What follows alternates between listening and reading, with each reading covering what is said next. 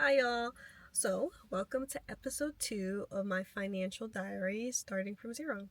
And today I want to talk about the steps that I took to buy a house during my 4th year of medical school. So, I'll be honest, this financial journey for me has definitely been a faith journey because there's so many things in my life that have worked out that I don't know why they worked out.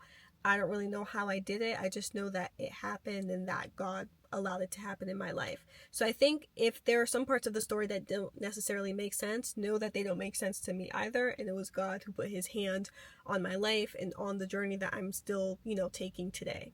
So I went to undergrad in one area and I never thought that I was going to stay here long term. It's about 2 hours from where I grew up. But I ended up getting into medical school probably about, I want to say like 50 or 45 minutes away from where I did undergrad. In my medical school, I was a part of a 2-year program, and basically, so my last 2 years of medical school, that brought me back to exactly where I did undergrad in that area again. And then I ended up matching into residency in that area as well. So if you're keeping track, and I'm a family medicine resident, so my residency is 3 years. So if you're keeping track, that's 4 years of undergrad. That's another 4 years in medical school. And that is 3 years of a residency. So about 11 years or so where I've been in the same area. My average rent was about $1,200. That's about $14,400 a year. And you multiply that by the 11 years that I've been in a similar area, that's around $158,000 of my money that's directly going into somebody else's pocket. So for me, like I said, at one point in my life that stopped making sense to me, especially at the end of my 11 years, I literally had nothing to show for it. I wanted my income to actually go towards some sort of wealth building avenue, and for me that was homeowning. So I wanted to look into what is known as a doctor's loan. I'm going to talk a little bit about what that means. The doctor's loans is specifically for healthcare professionals, so it's open to MDs, DOs. I think there's versions of it for nurse practitioners and physician assistants and our dentists and like our podiatrist colleagues as well. Basically, think about it this way. So a lot of people, when they're entering medical school or dental school or what have you, at that moment in your life, you don't have a huge income. And that's okay because you have the potential to earn in the future.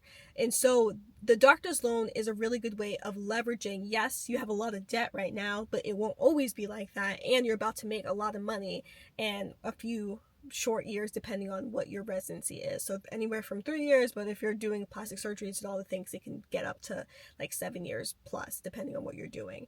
And so the banks and the mortgage brokers are taking a chance on you, knowing that you're going to be a high earning doctor. So your debt to income ratio matters a little bit less when you're doing a doctor's income versus like a traditional loan from a bank, where that they're going to look at your debt to income ratio and just not loan you any money, because why would they do that? Not knowing that you have the potential to earn. That's going to be pretty astronomical and a big change in a couple of years. So once I knew that I wanted to do a doctor's loan, I basically started to do my research. I Googled places around here where I lived, those who are familiar with doctor's loans, and a bunch of different banks and mortgage brokers came up, and I started cold calling. I told them my situation. Hey, I'm a 3rd year going to my 4th year of medical school. I'm pretty sure I'm going to match into residency in this area, and I'm interested in doing a doctor's loan. What can you do for me? And I got a lot of no's. And that's one of the things I always want to say is you have to, in this financial journey, you have to be willing to hear a lot of no's, and don't let that dissuade you from your journey. So a lot of people are just like, yeah, we only do that for residents. Yeah, we only do that if you're in your last year of residency, which is very far off for me. But there were a couple of places that were just like, yeah, once you get your match letter and you know exactly where you're going to be, let's talk about it, and let's talk about the finances and the things that I will need to bring to close so I can make dream a reality. I had to make a lot of sacrifices. So 4th year medical school, everyone I knew, friends, colleagues, everybody I knew, they were traveling, and they weren't going to like little places. They were going to Italy, Paris, Bali, you name it. And because I knew I was buying a house, I couldn't do any of these things, and I had to be okay with that, right? So I had to look on Instagram and Snapchat and see people having the best time of their lives. But I'm not going to lie to you, I was grinding that last couple of months in medical school at this job, so I can get paid, so I can get the money for the down payment. And I also had some of my own savings. I don't know if this is a good or a bad idea, but all those refund checks from like undergrad and even throughout medical school, you could have sent them back and then lowered your loan balance. But I always saved the money. I'd put in a high yield savings account. That, with the new money I made from this side gig, gave me the money I needed to come to close, which was $11,000. So I can't even remember. It was like a 3% down payment. I found a home.